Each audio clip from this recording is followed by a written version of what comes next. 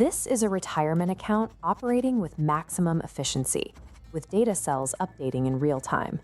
The individual running this spreadsheet has avoided consumer debt and maximized every contribution, yet they are convinced that the numbers will never be enough. Traditional financial planning suggests that doing everything right brings peace of mind, but for a specific group of wealth builders, a persistent dread remains. They operate with the constant expectation that the macroeconomic floor could drop out at any microsecond. This anxiety follows a demographic pattern. It acts as a record, a receipts ledger, of structural failures witnessed by those who did exactly what the system required. It indicates a hyper-awareness of structural shifts that occurred while others were looking away. Hoarding capital while anticipating a collapse is a logical response to watching the legacy economic system break down. By auditing the data, we can identify the specific moments where the traditional retirement promise began to fail. In 1985, the societal contract was transparent. An employee could work at the same corporate facility for 20 consecutive years. Loyalty was rewarded with a legal guarantee of survival from age 65 until death. That stability was anchored by the defined benefit package, the ironclad corporate pension. In the early 1990s, that contract was renegotiated. Blue-chip corporations began handing thousands of loyal employees cardboard boxes to pack up their desks. Individuals with decades of service were terminated in a single afternoon, with no systemic warning. Then came the 2008 wipeout. Even those who optimized their allocations watched their 401k balance sheets get sliced in half over a single trading weekend. At the same time, primary residential real estate went underwater. The industrial career tracks that felt like permanent fortresses dissolved. Observing this cycle multiple times upgraded the brain's threat detection software. This is pattern recognition at work, a refusal to be caught exposed when the next cycle executes.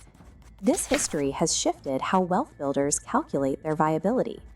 Many now run their multi-decade spreadsheets, assuming the state-sponsored Social Security system will be depleted or non-existent by the time they reach distribution age.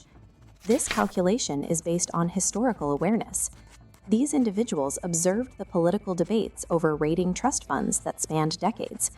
They were paying attention to the fine print while the promises were being made. This resulted in a do-it-yourself mandate. They saw what happened when the previous generation trusted pension fund managers and corporate bureaucrats. When multi-billion-dollar promises vanished in bankruptcy courts, the working class had zero recourse.